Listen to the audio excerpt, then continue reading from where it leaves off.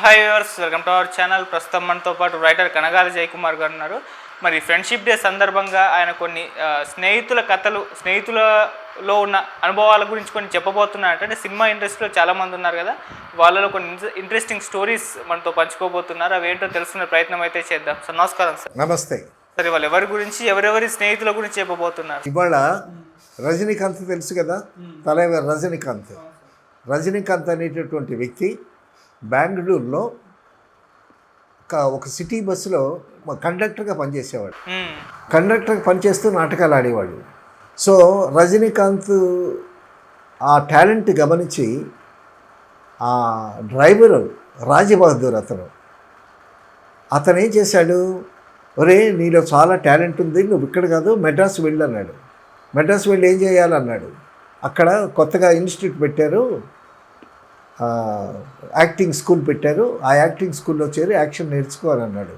నా దగ్గర డబ్బులు లేవు, అక్కడికి వెళ్ళి ఫీజులు కట్టాలి, మెయింటెనెన్స్ అంటే నేను పంపిస్తాను వెళ్ళాను అన్నాడు. ఇతని మీద అతనికి అంత నమ్మకం, తర్వాత అంత గురి అతని మీద, అంత మంచి ఫ్రెండ్ అనమాట అతను. సరే, అతని సలహా ప్రకారమే మెడ్రాస్ వచ్చాడు. మెడ్రాస్ యాక్టింగ్ స్కూల్లో ఫస్ట్ బ్యాచ్ వీళ్ళు చదివాడు. చదివిన తర్వాత చిన్న చిన్న ఇబ్బందులు, వేషాల కోసం తిరిగాడు. తర్వాత పెద్ద సూపర్ స్టార్ అయ్యాడు. సూపర్ స్టార్ అయిన తర్వాత రాజబహదూర్ని ఫ్రెండ్స్ని పిలిచి గట్టిగా ఆలింగనం చేసుకొని చక్కగా భోజనం పెట్టి వాటితో చక్కగా కబుర్లు చెప్పుకొని వాళ్ళిద్దరూ థాట్స్ ఎక్స్చేంజ్ చేసుకొని చాలా ఆనందించారు. అటువంటి ఫ్రెండ్ రజనీకాంత్కి. అలాగే రజనీకాంత్ కూడా అతనికి మంచి ఫ్రెండ్, రాజబహదూర్ అతని పేరు. సో రజనీకాంత్ అంత గొప్పవాడైనా సరే, ఎంత సూపర్ స్టార్ అయినా సరే, ఆ రాజబహదూర్ అనేటటువంటి ఫ్రెండు రజనీకాంత్ దగ్గర నుంచి ఏమీ ఆశించలేదు. నీకేం కావాలో చెప్పురా అని అడిగేవాడు రజనీకాంత్, కానీ తను ఏమీ ఆశించలేదు. అటువంటి ఫ్రెండ్షిప్, అటువంటి ఫ్రెండ్స్ గురించి, ఆ ఫ్రెండ్షిప్ గురించి ఇవాళ మనం చెప్పుకుంటున్నాం. అలాగే మన సినిమా ఫీల్డ్లో బాపు గారు, రమణ గారు, బాపు గారు, ముళ్ళపూడి వెంకటరమణ గారు, వాళ్ళు ఇద్దరు దే ఆర్ 2 in 1, 1 in 2. వాళ్ళు ఇద్దరు వ్యక్తులైనా సరే, బాపు గారు అంటే రమణ గారి గురించి చెప్పాలి, రమణ అంటే బాపు గారి గురించి చెప్పాలి. ఆయనది సాహిత్యం, ఈయనది చిత్రకళ. వాళ్ళిద్దరూ కలిసి అద్భుతమైనటువంటి సీతా కళ్యాణం, సంపూర్ణ రామాయణం అనేటువంటి సినిమాలు తీశారు. తర్వాత వాళ్ళ ఫ్యామిలీలు కూడా అలాగే కలిసిపోయాయి. ఎంత మంచి ఫ్రెండ్షిప్ అంటే వాళ్ళది. మొదటి పరిచయం అయ్యేటప్పుడు ముళ్ళపూడి వెంకటరమణ గారు బాపు గారిని ఒక 5 రూపాయలు అప్పివయ్యా అని అడిగేవాడు. 5 రూపాయలు అప్పిచ్చేవాడు ఈయన. ఆ 5 రూపాయలు తిరిగి ఇవ్వకుండానే మరొక 5 రూపాయలు ఇవ్వయ్యా అని ముళ్ళపూడి వెంకటరమణ గారు అడిగేవాడు. అడిగితే బాపు గారు విసుక్కునేవాళ్ళు.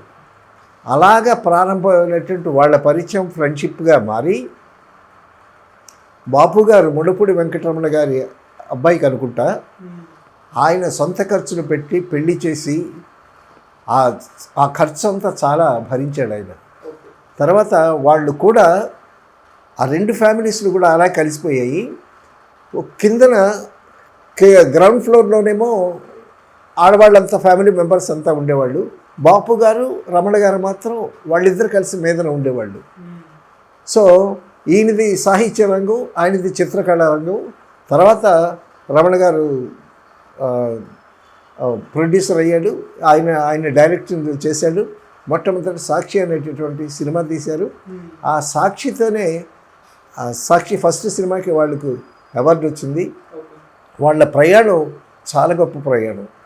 వాళ్ళిద్దరి గురించి, వాళ్ళ గురించి నేను ఎందుకు చెప్తున్నానంటే, వాళ్ళ దగ్గర నేను సంపూర్ణ రామాయణం అనేటటువంటి గొప్ప కళాకంఠం సినిమా చేశాను నేను.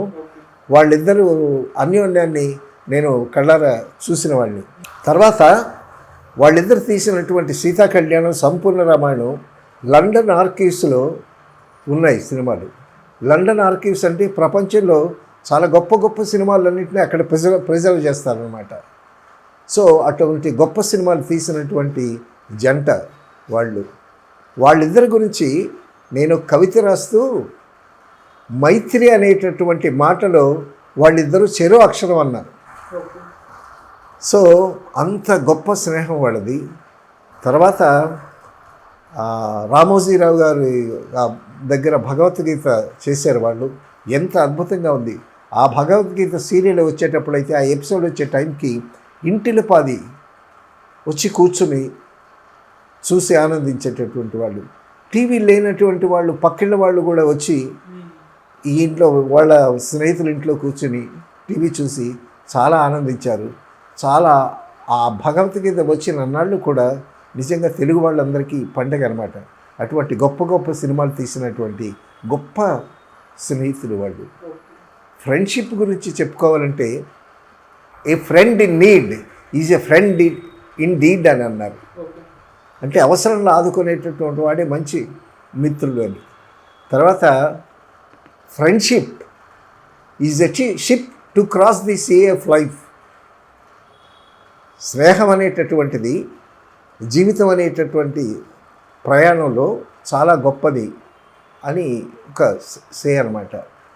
Friendship is a kind of worship. అంత గొప్పది. తన సొంత వాళ్ళు అనుకున్న వాళ్ళు దూరమైనా సరే నిజమైన స్నేహం, ఆ స్నేహితులు ఆ విధంగా ఒకళ్ళకొకళ్ళు సహకరించుకొని నిస్వార్థంగా ఒకళ్ళ దగ్గర నుంచి ఒకళ్ళు ఏది ఆశించకుండా ఉంటారు. బట్ ఒకళ్ళకి ఆపద వచ్చినా ఏదైనా అవసరం వచ్చినా సరే వీళ్ళు ఆదుకుంటారు. అదే నిజమైన ఫ్రెండ్షిప్. అసలు కుటుంబ బంధాల కన్నా స్నేహబంధం అనేటటువంటిది ఉండాలి. ఈ స్నేహం అసలు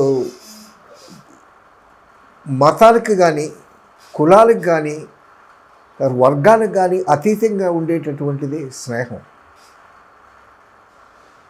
ఇప్పుడు మతాలంటే మనం సృష్టించుకున్నవే. మతాలు కానీ కులాలు కానీ వర్గాలు కానీ మనం సృష్టించుకున్నవే. సో అటువంటి భేదం లేకుండా సిరివెన్నెల సీతారామ శాస్త్రి ఏమన్నాడు? జగమంతా కుటుంబం నాదే అన్నాడు. ఈ జగం కుటుంబం అంతా నాదే అని అన్నాడు. సో అటువంటి విశాల దృక్పథం, సుహృద్భావం ఉండాలి మానవుల్లో. గురజాడప్పర్ ఏమన్నాడు? పూను స్పర్ధను విద్యలందే, వైరమును వాణిజ్యం అందే అన్నాడు. స్పర్ధ అనేటటువంటిది విద్యలోనే ఉండాలి. అంతేగాని అంటే కాంపిటేటివ్ స్పిరిట్ ఉండాలి. కానీ స్నేహితులై ఇప్పుడు కాంపిటీషన్ అనేది ఉండాలి, ఆ స్పిరిట్ ఉండాలి. నువ్వు సినిమా బాగా తీస్తే నీకన్నా నేను బాగా తీస్తాను, నువ్వు బాగా పరిగెత్తితే నీకన్నా నేను స్పీడ్గా పరిగెత్తుతాను. అలాగా నువ్వు ఒకటైతే అంతకన్నా నేను మించి ఉంటాను అనేటటువంటి ఆ కాంపిటేటివ్ స్పిరిట్ ఉండాలి. At the same time friendship ఉండాలి. ఉదాహరణకి రామారావు గారు, నాగేశ్వరరావు గారు ఉన్నారు. వాళ్ళ వృత్తిలో competitors, but they are very good friends. అలాగే ఏ ఫీల్డ్లోనైనా ఒక ఫ్రెండ్షిప్ అనేటటువంటిది, ఒక మనిషి ప్రేమించడం అనేది చాలా గొప్ప విశేషం. జీసస్ అదే చెప్పాడు, love your enemy as love your self అన్నాడు. నీ శత్రువును కూడా నువ్వు ప్రేమించు, నిన్ను నువ్వు ఎలా ప్రేమించుకుంటావో నీ శత్రువును కూడా అలాగా ప్రేమించాలని అన్నాడు. సో వ్యక్తికి మధ్య, ఒక వర్గానికి మధ్య విభేదాలు లేకుండా స్నేహభావంలో కలిసి ఉంటే ఆ సమాజం గొప్పగా ఉంటుంది, ఆ గ్రామం గొప్పగా ఉంటుంది, దేశం గొప్పగా ఉంటుంది. అలాగే ప్రపంచ శాంతి.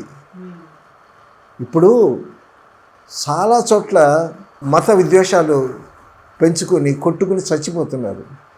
ఏమొస్తుంది మతం వల్ల? మతం అనేది మనం సృష్టించుకున్నది, అంతే. అది ఊడిపడిందేం కాదు. కులం అనేది మనం సృష్టించుకున్నది. ఇప్పుడు 4 రకాల వృత్తులు చేసేటటువంటి వాళ్ళు మంగళ అన్నారు, చాకలు అన్నారు, కమ్మ అన్నారు, రెడ్లు అన్నారు.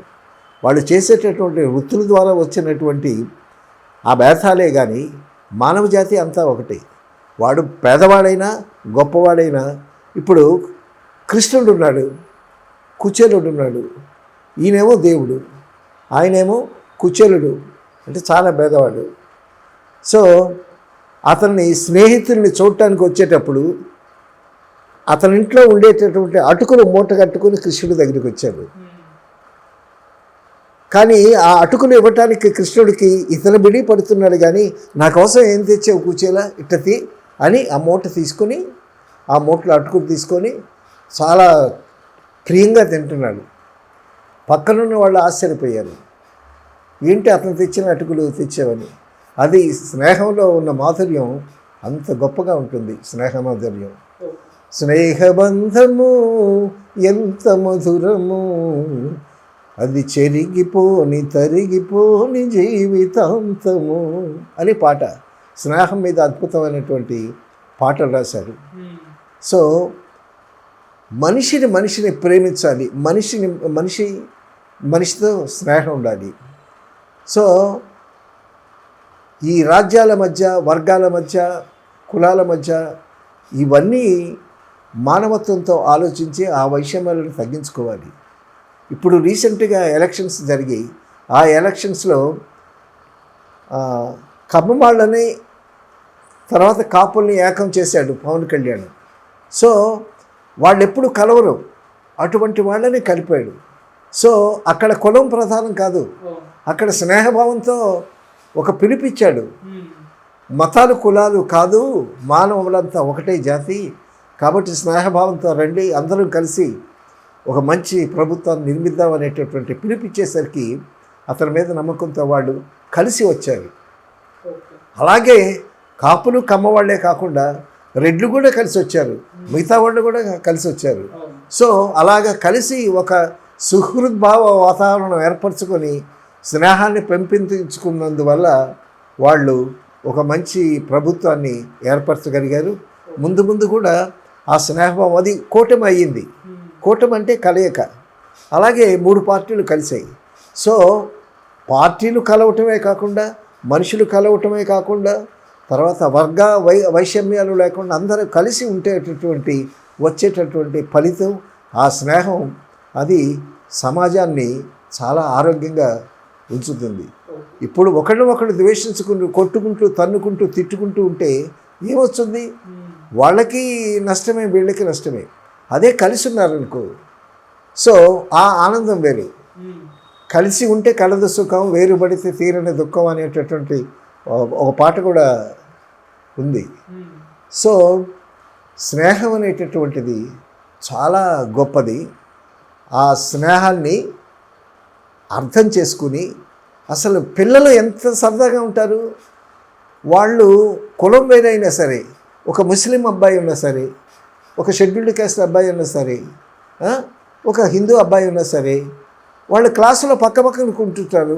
వాడు తెచ్చుకున్నది వీడికి ఇస్తారు, వీడి తెచ్చుకున్నది వాళ్ళకి ఇస్తారు.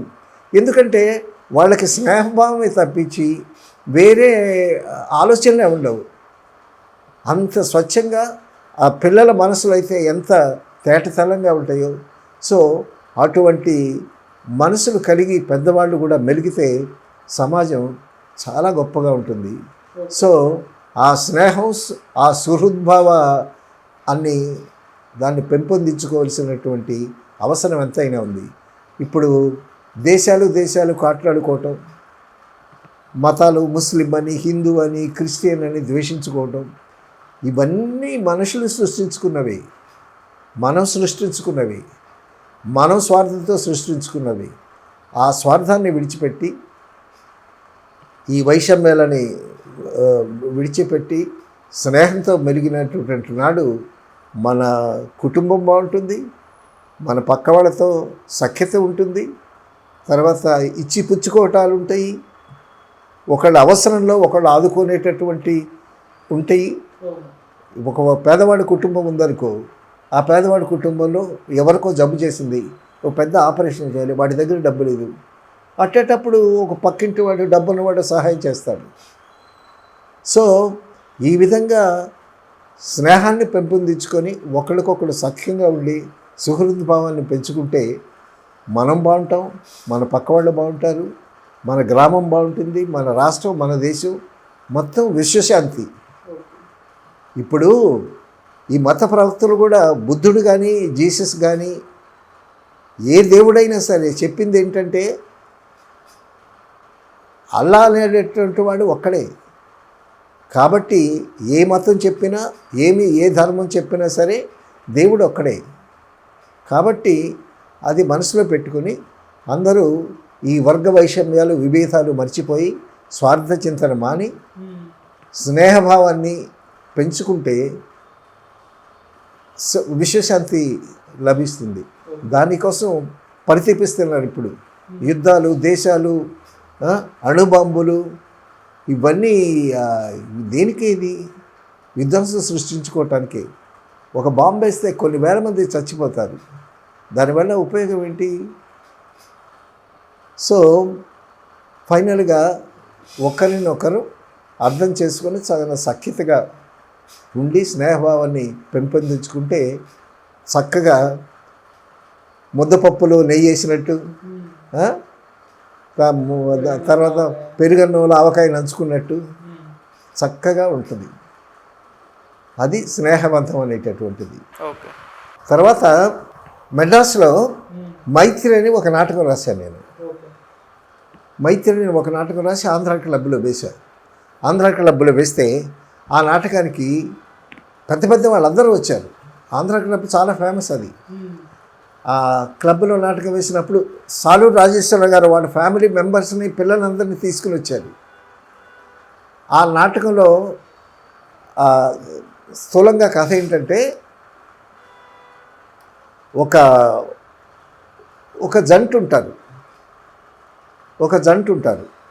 ఆ జంట చాలా అన్యోన్యంగా ఉంటారు. అన్యోన్యంగా ఉండేటప్పుడు ఒకానొక టైంలో హస్బెండ్ ఏమో కరెంటు షాక్ తగిలి ఇలా అయిపోతాడు. కాలు చేయి పట్టేసినట్టు అయిపోతుంది అనమాట. సో ఒక ఫ్రెండ్ అబ్రాడ్ నుంచి దిగుతాడు. అబ్రాడ్ నుంచి దిగి ఇంటికి వస్తాడు. వచ్చేసరికి వాటేసుకుంటాడు. వాటేసుకున్న తర్వాత వీడు ఆల్మోస్ట్ ఒక అంగవైకల్యం ఉన్న వాళ్ళగా తయారైపోతాడు. సరే ఏంట్రా ఇలాగైపోయావు అంటే, కరెంట్ షాక్ తగిలింది అది ఇదని చెప్తాడు. చెప్పిన తర్వాత ఆ వచ్చినటువంటి ఫ్రెండ్ చాలా అందగాడు. సో ఇతని వైఫ్ ఉంది కదా, ఈ వైఫ్ ఏమో తన భర్త అవిటివాడు అయిపోయాడు. ఆ వచ్చినవాడు చాలా అందగాడు ఫ్రెండ్. అతని మీద మోజుపడుతుంది. అతని మీద మోజుపడితే వాడు కూడా ఈ అమ్మాయిని ప్రేమిస్తాడు. సో ఈ విధంగా జరుగుతూ ఉంటుండగా క్లైమాక్స్కి వచ్చేసరికి ఏమవుతుందనంటే, సరిగ్గా వాడు అమ్మాయిని వాటేసుకునేటప్పుడు వీడు చూసి ఒక్కసారి కోపంగా, అక్కడ చైర్ ఉంటాయి, పెద్ద స్టూల్ ఉంటే బరువుగా ఉంటుంది అది, ఆ ఇనుప చైరు, అది ఎత్తుకొని ఇట్టగాడిని కొట్టడానికి ఎత్తాడు. అప్పుడు ఫ్రెండ్ అంటాడు, ఆగు సక్సెస్, గ్రాండ్ సక్సెస్ అంటాడు. ఏంటని అంటాడు, నీకు కరెంట్ షాక్ తగిలింది, మళ్ళీ ఒక షాక్ తగిలితే నీ కాలు చేయొచ్చి మామూలుగా అవుతావు, అందుకోసం మేము ఈ నాటకం ఆడాను, ఈ నాటకంలో నీ భార్య కూడా నాకు సహకరించింది, so as a doctor I'm successful అని అంటాడు. సో ఫ్రెండు తను అలాగైపోయాడు కదా అనేటటువంటి, అది మళ్ళా షాక్ ఇస్తే కాలు వస్తుందో రాదో అప్పుడు నాకు తెలీదు, కానీ ఏదో ఊహ వచ్చిందో రాశాను. ఆ నాటకానికి మంచి అప్రోచ్ వచ్చింది. రాజేశ్వరరావు గారు వాళ్ళ ఫ్యామిలీ మెంబర్స్ అందరితో గ్రీన్ రూమ్లోకి వచ్చారు. నేనే రాశాను, నేనే డైరెక్ట్ చేశాను, నేనే మెయిన్ క్యారెక్టర్ వేశాను. రాజ్ కుమార్ అని ఒక క్యారెక్టర్, ఒక ఫ్రెండ్ అతను వేశాడు. తర్వాత నాగశ్రీ అని ఒక అమ్మాయి, మంచి డాన్సర్ ఆ అమ్మాయి హీరోయిన్ వేషం వేసింది. So 3 characters. ఆ నాటకానికి ఆంధ్ర క్లబ్ చూసిన వాళ్ళని చాలా అప్రిషియేట్ చేశారు. సో ఆ మైత్రి అనేటటువంటి దాంట్లో ఉండేటటువంటి ఆ తీయదను అనుభవిస్తేనే కానీ తెలీదు. తర్వాత దేవులపల్లి కృష్ణశాస్త్రి గారు వెళుతూ భానుమతి దగ్గరికి వెళుతూ నన్ను తీసుకెళ్ళారు అక్కడికి. కారు దిగంగానే భానుమతి అడిగింది, ఎవరి అబ్బాయి అని అడిగింది. అడిగితే ఆయన స్క్రిప్టింగ్ ప్యాడ్ మీద రాశాడు, అప్పుడు వాయిస్ లేదు ఆయనకి, రాశాడు, he's mister Jayakumar my young friend అన్నాడు. అనేసరికి కృష్ణశాస్త్రి అంతటి వాడు, మహాకవి, పద్మభూషణుడు, ఆయన జయకుమార్ మై యంగ్ ఫ్రెండ్ అనేసరికి నేను గాల్లో అలాగ స్లో మోషన్లో తేలిపోయినట్టు అయిపోయింది. అంత ఆనందపడ్డాను నేను. తర్వాత శరత్ బాబు నేను మంచి ఫ్రెండ్స్ని. ఎక్కడి నుంచి, శ్రీకాకుళం నుంచి మేము ఫ్రెండ్స్. అక్కడ కలిసి నాటకాలు ఆడిన తర్వాత నేను మెడ్రాస్ వచ్చాను, తను మెడ్రాస్ వచ్చాడు. అతను వచ్చినట్టు నాకు తెలియదు, నేను వచ్చినట్టు నాకు తెలీదు. మెడ్రాస్ మౌంట్ రోడ్లో 1000 స్లైడ్స్ దగ్గర కలిసి అప్పుడు మా ఇద్దరం ఒక రూమ్ తీసుకుని ఆ రూమ్లో ఉన్నాం అనమాట. సో మా నాటకాల ప్రయాణం శ్రీకాకుళం నుంచి మొదలైనటువంటి ప్రయాణం మెడ్రాస్ వరకు సాగి మెడ్రాస్లో మేము కలిసి ఉన్నాము. తర్వాత నాకు ఒకసారి రూమ్ లేకపోతే అతని ఇంట్లోనే ఉన్నాను. నేను గుంటూరు నుంచి వచ్చేటప్పుడు డోన్స్ అని ఒక తినే ఐటమ్స్ బిస్కెట్ లాగా ఉంటాయి, అవన్నీ తయారు చేయించి తీసుకొచ్చాను. తీసుకొస్తే అసలు చిల్లు తినేవాడు కాదు, కానీ నేను తెచ్చానని ఆ డబ్బా ఒడిలో పెట్టుకొని ఆ బిస్కెట్ తింటూ ఉండేవాడు. సో రమాప్రభ కూడా పక్కన షేర్ చేసుకునేది. సో ఆ విధంగా నాకు ఒక మంచి మిత్రుడు శరత్ బాబు, ఐ మిస్ హిమ్. శ్రీకాకుళంలో మేము నాటకాలు వేసేటప్పుడు వీరభద్రయ్య అని ఒక ఫ్రెండ్ ఉండేది, తెమ్మరాజు వీరభద్రయ్య అని, నాకు మంచి మిత్రుడు. అతనితో ఉంటే అసలు విచారాలన్నీ మర్చిపోతాం అనమాట. అంత సరదాగా ఉంటాడు, అంత నవ్వుతూ ఉంటాడు, అంత నవ్విస్తూ ఉంటాడు. చాలా మంచి ఫ్రెండ్. అతని ఫ్రెండ్షిప్లో మా నాటకాలు డైరెక్ట్ చేసేవాడు అతను. సో అటువంటి ఫ్రెండు కొన్ని కారణాల వల్ల అతను నేను కలిసి నాగావళి నది మీదకి వచ్చి ఆ బ్రిడ్జి మీద సిమెంట్ దిమ్మలాగా ఉంటే గట్టుంటే ఆ గట్టు మీద కూర్చుని చాలా ఎంజాయ్ చేసేవాళ్ళు. తర్వాత నాగావళి ఇసుక దెబ్బల మీద కూర్చుని సో ఏవో చిరుతిళ్ళు తింటూ, అర్ధరాత్రి కూడా నాగావళి ఒడ్డున ఒక మంచి హోటల్ ఉండేది, అక్కడికి వచ్చి వేడి ఇడ్లీ తింటూ చాలా గొప్పగా ఎంజాయ్ చేసాం. ఒక రిక్షా మీద వీధులన్నీ తిరిగేవాళ్ళు, నాటకాలు వేసేవాళ్ళు, పాటలు పాడుకునేవాళ్ళు. అసలు రిక్షాలో తిరుగుతూనే పాటలు పాడుకునేవాళ్ళు. మమ్మల్ని చూసి అందరూ అలా చేతులు ఇప్పేవాళ్ళు, అంత జోవియల్గా ఉండేవాడు. అటువంటి వ్యక్తి ఏమో కుటుంబ కారణాలు ఏమో ఆ కారణాల వల్ల నాగవళిలో దూకి ఆత్మహత్య చేసుకున్నాడు. వెతికారు పాపం, డెడ్ బాడీ కూడా దొరకలేదు. అటువంటి గొప్ప మిత్రుడు నాకు. ఆ మిత్రుడి మీద ఇది కదిలే కలమున కవిత అని నేను రాసినటువంటి మొట్టమొదటి పుస్తకం. ఈ పుస్తకం లాస్ట్లో అతని మీద ఒక కవిత రాసి ఈ బుక్ వేశానన్నమాట. సో అతని పేరు వీరభద్రయ్య. అది చదివి ముగిస్తాను. శీర్షిక: వీరభద్రయ్య ఏమైపోయావయ్యా, అమృతం ఎలా ఉంటుందో తెలియదు, నీ స్నేహమాధుర్యాన్ని తనివితీరా ఆస్వాదించాను, నీ స్నేహమాధుర్యాన్ని తనివితీరా ఆస్వాదించాను. కాలాన్ని కవితాగానంతో కరిగించే నీ సాహచర్యం ఎన్ని అనుభూతుల గీతాలు రచించిందో. నీ మాటే ఓ పాటలా రుచించేది. కృష్ణశాస్త్రి పాటలు పాడుకుంటూ సాహిత్యపు లోతులు ఇదేమో, ఎంకి పాటలు పాడుకుంటూ వెనక జన్మములోకి వెళ్ళేమో. జోకుల కేకులు తినిపించేవాడివి.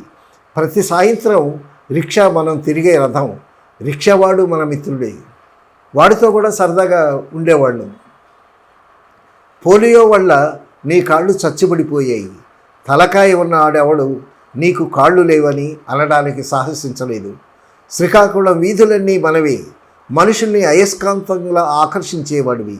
నీతో మాట్లాడటానికి, నీతో భేటీకి బుబుళ్ళు రేవారు జనం.